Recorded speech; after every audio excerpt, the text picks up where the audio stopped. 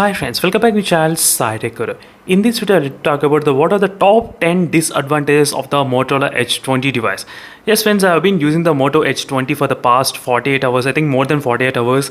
And during this time, I did use intense kind of testing with this device. Yes, very intense kind of testing. After doing this much of intense testing, only then I was able to find out this all 10 disadvantages. So few of them are really very serious ones and few of them not that much serious to take it in. That is what I'm going to exactly conclude in this video.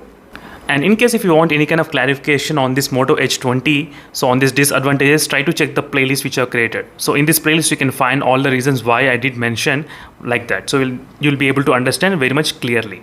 So first thing about this Moto Edge 20 is that touch sampling rate. Yes. So you might be wondering why I'm saying the touch sampling rate in this Moto Edge 20, which has got 576 touch sampling rate. But the reality is that, so the complete interface, you cannot use higher touch sampling rate. Only while gaming, you can actually use the higher touch sampling rate. I did do complete separate video as well. You will be able to understand. So for example, this is the application which I'm trying to do this kind of testing. So right now you'll be getting this kind of higher touch sampling rate values because I'm trying to use the game time as a toolbar. As you can see, game enhancement. And right now, you can see the value which has been decreased. If you don't use any kind of sensitivity, you cannot get that kind of higher touch sampling rate. Only if you use sensitivity, then only the value will increase, as you can see. So this indicates that the complete UI is not enabled with the higher touch sampling rate. Only while gaming, the higher touch sampling rate is enabled in the Moto Edge 20 device. That's the one disadvantage which I did find out. But if you ask me, is it kind of normal with other phones? No, it's not normal with other phones. So same application when I tested in the Poco F3 GT, I was able to get 480 Hz touch sampling rate by default. Yes. So without any kind of issues in this device. So complete UI is enabled. I did not add into the game turbo, nothing. There is no game turbo at all. I did not add, but still the UI is completely enabled in the Poco F3 GT device. So 480 Hz. Not only in the Poco F3 GT, even in the MI phones like MI 11X device, they don't have any kind of restrictions at all. They will enable full touch sampling rate. That's the one thing which I did find out during this process of testing, which I was just addressing. So next is about the 3.5mm jack. Yes friends, this kind of thing which you should be deciding that for me, it didn't bother much. Because to be frank, whenever I try to use any kind of video songs or any kind of watch episodes, I'll always use the Bluetooth earphones. Yes, so Bluetooth buds or Bluetooth earphones. It's been very long time watching 3.5mm jack connected and watching the movies or something. So for me, it didn't bother much, but that's the one thing which they should have included, but I'm not sure. That's another thing. And not only that, even lack of having dual stereo speakers also setup feels not that good while gaming, mainly while gaming and watching kind of content. You cannot that kind of immersive kind of experience because the screen is really big screen. You can actually have really good experience while watching movies with that kind of immersive experience. You do get, that's another disadvantage which I did feel during this process of testing. Most of the time stereo speakers, missing of the stereo speakers. And next is about this fingerprint scanner not having the in-display fingerprint scanner. Yes, that's another slightly kind of drawback because I do have a lot of other phones which do have the in-display fingerprint scanner. Don't get me wrong, even this side-mounted fingerprint scanner is really fast and very accurate. But the thing is that it is very top, as you can see on the top side. It should be somewhere in this position. It's very hard to reach for some people, but for me it's not a big issue. But if you try to compare with other phones, like for example Poco F3 GT, as you can see Poco F3 GT also has got same type of screen size, only 6.60 inches. You can compare the fingerprint position, how it is. So it's very much easy and comfortable to use if it has got the small little bit kind of less position, but that's not the case. That's another thing which I was just mentioning. Not only that, even the power buttons are very hard to reach because it's stored so much on top. They could have included this power button somewhere on the left side. That could be really best. That's another small thing which I felt uncomfortable using with this device. So overall the fingerprint scanner is very fast and in terms of unlocking. Not much complaints you got in the fingerprint scanner. Yes, nothing much. Just need to tap it. No need to press it. Just need to tap it on the fingerprint button. It's slightly slow, but it's doing its job. Not an issue. That's the one thing which I did notice during this process. And next is about the display. So display, there are a couple of things. That first, the auto, if you try to set in the refresh rate, it will try to limit to only 120 Hz. So you cannot utilize the 144 Hz in the auto mode. That's the one thing. And second, the brightness is slightly low when compared with other phones. So outdoor visibility quite kind of okay, but I need to do the comparison. So that's the one thing which I did feel to be addressed for you all before you actually buy it. And next is about the Gorilla Glass 3 protection on this device. That's another drawback, because nowadays a lot of other companies, they are using Gorilla Glass 5 and 6. But apart from that, the only thing which is bothering me is only the brightness. That's a main concern for me. That's it. Apart from that, there is no other issue with the display. There's no green tint issue or anything, nothing.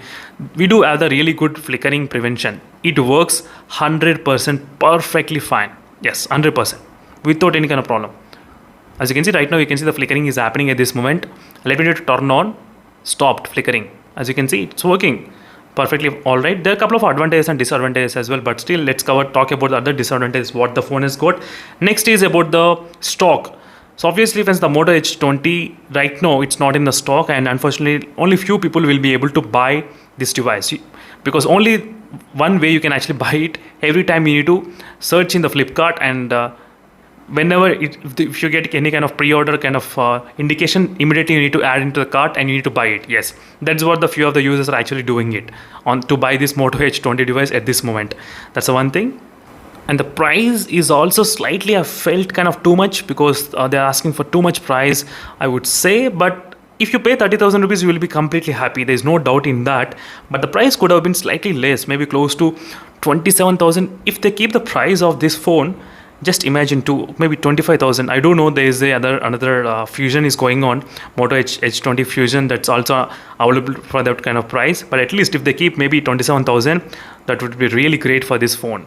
It could have been sell like hotcakes, even if they included the really good processors.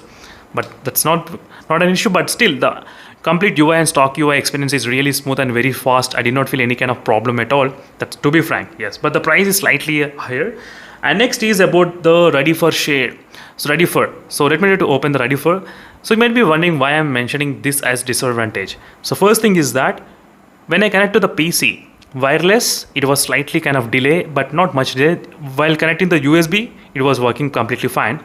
But my TV, I was unable to connect. My TV is a smart TV, which is Falcon 55 inches 4K Chromecast inbuilt TV. Yesterday I did do the demo on that one as well. So make sure to check this video.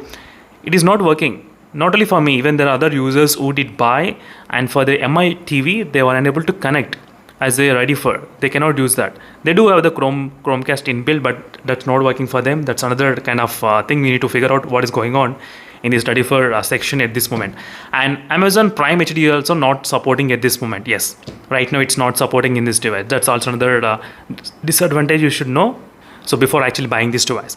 Next is about the camera is kind of really kind of average and mixed feelings, I would say.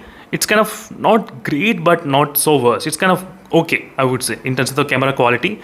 I did like the front cam. To be frank, it's really good and really good to the natural in terms of the color production, everything. And even the 30x, I mean, zooming capability is also really good in this phone. 30x zooming capability is not bad in terms of the zooming. As you can see, these are the textures which I did shoot with this phone using the zooming lens, which looks really good. As you can see, friends, the zooming capabilities, which is really good. And next is about the Wi-Fi. So camera is kind of slightly average, I would say, not that great. Little bit. I did expect slightly more, but that's not the case. I think you cannot record 4K 60 FPS. That's also another big drawback. But still, the Wi-Fi connection, I did feel slightly kind of slow. So if you cannot understand what I mean, try to check the videos, friends. On the playlist, you can actually find the Wi-Fi speed test comparison using 2.4 GHz. In the playlist, you can actually find it. This phone was unable to reach the high speeds. I'm not sure for some reason, but still it was unable to reach the high speeds than other phones. So, but when you have the full Wi-Fi signal, only then the phone will be having high speeds. Right now I'm not getting, but if I try to do the same kind of Wi-Fi speed test in other phones can actually get really good speeds. That's one thing which other just mentioning for you. Maybe you might experience this kind of slow Wi-Fi speeds when there is a slow Wi-Fi reception in this Moto H20 device. And next is about the another thing, small thing, not a major thing, small thing. There is no pre-installed screen protector on this phone. Yes, out of the box, you don't get anything. So this is kind of weird thing, because we do expect some kind of protection, right? So we don't get anything. We do have the case, that kind of good, but still we do want the inbuilt screen protector, something it comes out of the box. So until you buy the new one, you should have some kind of protection for this 10-bit panel. So that's the one thing you should definitely plan the plan to buy other screen guards before actually buying this device. So make sure to buy it along with this phone as well. Maybe that's kind of thing which I thought of just addressing. So these are the few things, friends, which I thought of just letting you know. These are the few advantages, top 10 advantages, which I did figure out on this Moto H20 device after using more than 48 hours of usage. So in case if you have any other queries, let me know in the comment section below. Meanwhile, signing off. Bye.